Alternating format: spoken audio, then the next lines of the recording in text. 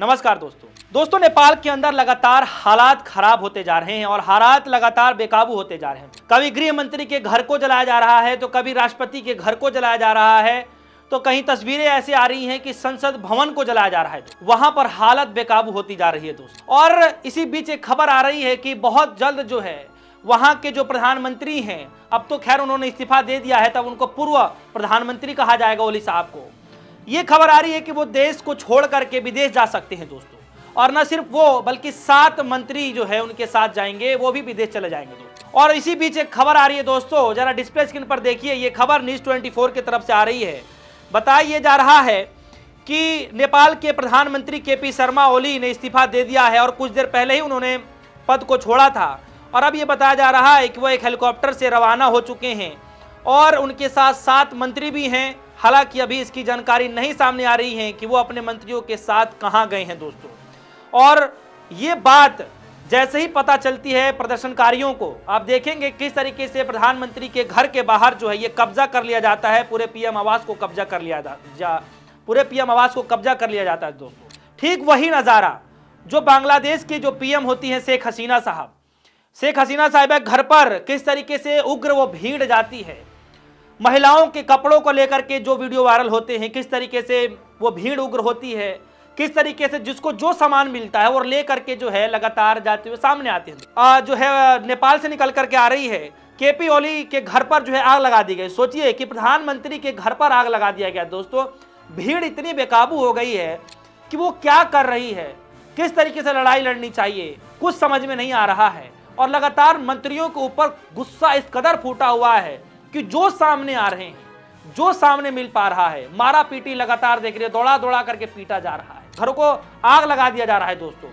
बल्कि प्रदर्शनकारियों ने नेपाल के राष्ट्रपति के आवास को आग लगा दिया दोस्तों। ये तस्वीरें आप देख रहे हैं, न्यूज़ 24 के हवाले से खबर निकल करके आ रही है कि वहां के प्रदर्शनकारियों ने नेपाल के राष्ट्रपति के आवास को, घर को जो है आग लगा दिया, यानी आवास को आग लगा दिया दोस्तों। यानी पूरे आवास को जो है आग के हवाले कर दिया। सोचिए कितनी भयावह स्थिति। और ये वो लोग हैं जो आप देखेंगे कि बाकायदा जो है सिक्योरिटी एकदम लगी होती है, लेकिन जब सड़क पर बेकाबू भीड़, बेकाबू जनता, जब प्रदर्शनकारी उतर जाते हैं, वो भी इस कदर उग्र रूप लेकर के उतर जाते हैं दोस्तों, तब हालत बहुत गंभीर हो जाती है। तब ऐसे में रास्ता सिर्फ देश छोड़ करके भागना ही रह जाता है दोस्तों। और वही हाल नेपाल में आपको देखने को मिल रहा है, वही हाल बांग्लादेश में देखने को मिला था दोस्तों। सवाल है कि कुछ समय पहले तक जो जनता लोकतंत्र की नींव रखती थी, आज उन्हीं जनता के ऊपर गोलियां चला दी गई, गोलियों से छलनी कर दिया गया, यानी लोकतंत्र को छलनी कर दिया गया। सोशल मीडिया का ये मसला, भ्रष्टाचार के खिलाफ ये पूरा मसला, धीरे धीरे जैसे ही प्रोग्राम शुरू होता है, प्रदर्शन शुरू होता है दोस्तों, और अचानक से एकाएक ये उग्र में तब्दील हो जाता है और 21 लोग मारे जाते हैं दोस्तों, 300 से ज्यादा लोग घायल हो जाते हैं। और अफरा तफरी की इस माहौल के बीच दोस्तों इतना भयावह की स्थिति हो जाती है कि पीएम को गद्दी छोड़नी पड़ती है। बताया जाता है जो पुलिस कर्मचारी होते हैं, जो वहां पर जो आर्मी के लोग होते हैं, वो खुद प्रधानमंत्री के पास जाकर के बोलते हैं कि अगर आप गद्दी छोड़ देंगे, अगर आप इस पद को छोड़ देंगे तो हालत को जो है हम काबू कर लेंगे दोस्तों। और आनंद फानंद में देखिए किस तरीके से ओली साहब ने अपने पद से इस्तीफा दे दिया। और ताज्जुब सी बात है दोस्तों कि इस वक्त वो हालात हो गए हैं, लगातार हालात इस तरीके से बिगड़ते हुए जा रहे हैं कि कुछ समय पहले तक देखेंगे कि गृह मंत्री जो होते हैं उनके, वो माफी मांगते हुए जो है इस्तीफा देते हैं। उसके बाद कृषि मंत्री साहब जो है इस्तीफा देते हैं।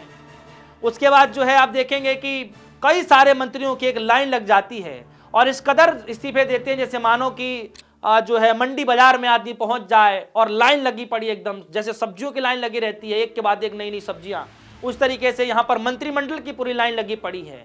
प्रधानमंत्री से लेकर के देखेंगे, गृह मंत्री से लेकर के तमाम कृषि मंत्री, तमाम नेताओं ने जो है इस्तीफा देना शुरू कर दिया है। और यहाँ तक अब ये नौबत आ रही है दोस्तों कि सामान छोड़ छोड़ करके भागना पड़ रहा है। हालात सामान्य होते दिखाई नहीं दे रहे हैं दोस्तों। सभी के आवासों को, न सिर्फ राष्ट्रपति के आवास, पीएम का आवास, गृह मंत्री का आवास, सदन को भी जो है नहीं बख्शा गया।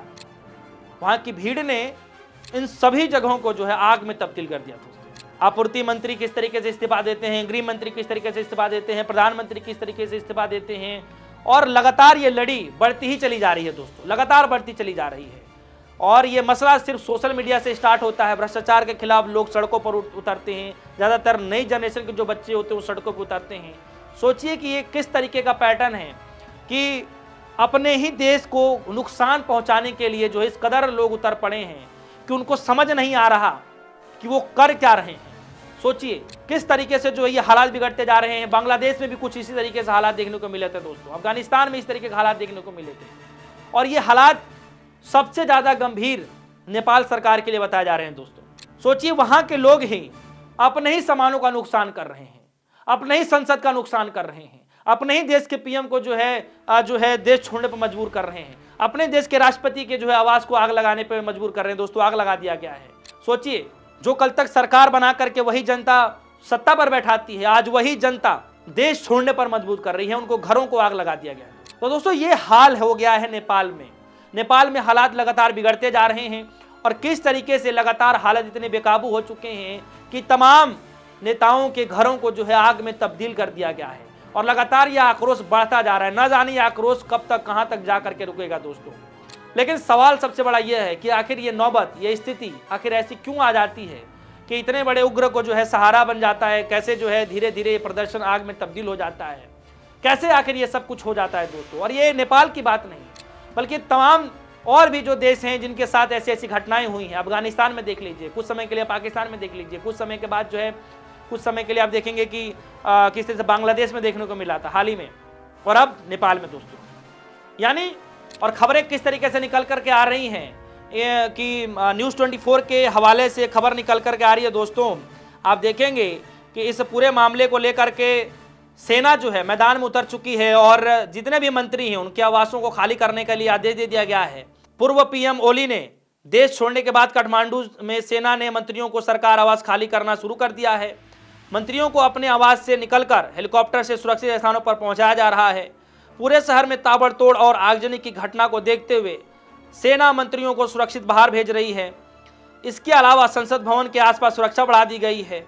उच्च स्तर पर अधिकारियों को सैन्य छावनियों में सुदर्शन को जो है सुरक्षा प्रदान की जा रही है दोस्तों। और इधर आप देखेंगे कि ओली का जो निजी घर है उसको जला दिया गया है।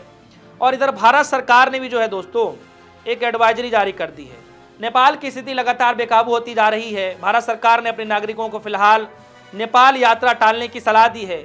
जो भारतीय वहां मौजूद हैं उनसे कहा गया है कि वो ठहरने की जगह पर ही रुकें, सड़कों पर निकलने से बचें और पूर्व सावधानी बरतें। उन्हें नेपाल की स्थानीय सलाहों और भारतीय दूतावास काठमांडू की ओर से जारी निर्देशों का पालन करने को कहा गया है।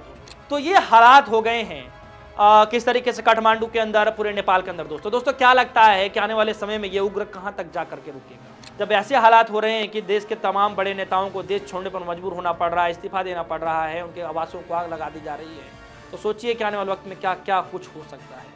फिलहाल आपके मन में कोई सवाल है, वीडियो कमेंट सेक्शन में अपनी राय जरूर रखिएगा नेपाल के इस हालातों को देखते हुए। अगर आप भी कुछ कहना चाहते हैं जरूर रखिएगा अपनी राय। फिलहाल दीजिए इजाजत, देखते रहिए डिस्पोज न्यूज़। धन्यवाद।